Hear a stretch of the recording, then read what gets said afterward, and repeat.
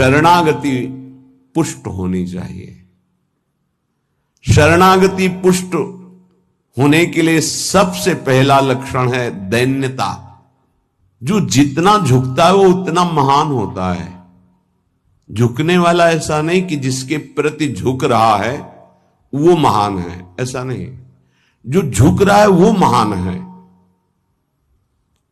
दैन्यता। दूसरा है निष्कपटता। हमारे प्रभु की शरणागति की पुष्टता के लिए, शरणागति के तो अलग भाव वर्णन, हमारी शरणागति पुष्ट रहे, नष्ट ना हो। भगवत शरणागति पुष्ट तो भगवत प्रेम निश्चित प्रकाशित होता है। उपासक को देखना चाहिए कि दैन्यता है कि अभिमान है हृदय में। दैन्यता का स्वरूप है किसी भी तरह से हमें गाली दी जाए, अपमान किया जाए, निंदा किया जाए, तिरस्कार किया जाए तो मुझे ऐसा ही लगे कि मैं ऐसा ही हूं, इसी का पात्र हूं। उसे दैन्यता कहते हैं। वाणी से हम माइक से बोलेंगे कि हम अधम हैं, बड़े नीच हैं, बड़े ऐसे हैं, ये भी दैन्यता की भाषा है।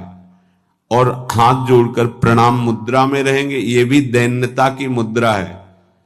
लेकिन यहां हृदय की दैन्यता को कह रहे हैं कि जब कोई दूसरा कहे तू नीच है, अधम है, पाखंडी है, दंभ करता है, भक्ति नहीं है, और अपने को सीधी बात ये लगे कि सही बात है, मैं ऐसा ही हूं, इसे दैन्यता कहते हैं।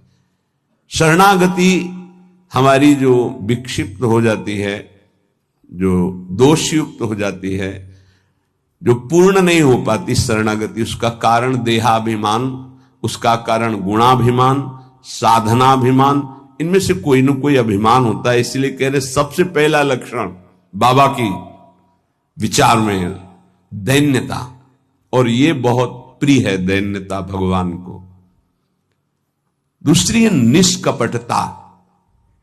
कपट नहीं रखना चाहिए। हरि और गुरुदेव, हरि गुरु चरण सेवा अनुसरहु, अर्चन बंदन संतत करहु, दास संतन कर सुख लाओ। हृदय में कम से कम एक जगह तो निष्कपटता आ ही जाए गुरुदेव भगवान से। पर ये बहुत छलिया मन है, ये सर्वज्ञ प्रभु से भी छल करना चाहता है, बहुत छलिया है। अगर हमारी शरणागति का अपहरण कोई करता है तो अभिमान और कपट। दूसरा जब निष्कपटता है तो कपट अगर है तो हमारी शरणागति ढक जाएगी। मोहि कपट छल छिद्र न भावा, मेरे प्रभु कह रहे हैं।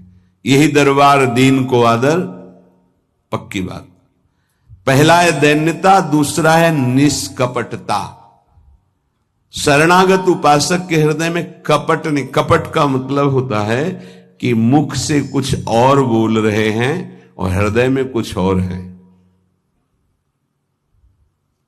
ये कपट प्रायः अपने लोग बहुत अच्छी तरह हृदय में सजा के रखते हैं, इसलिए शरणागति पुष्ट नहीं होती। निष्कपटता, जैसे का वैसा, बिल्कुल गुरु के सामने, प्रभु के सामने, उसमें।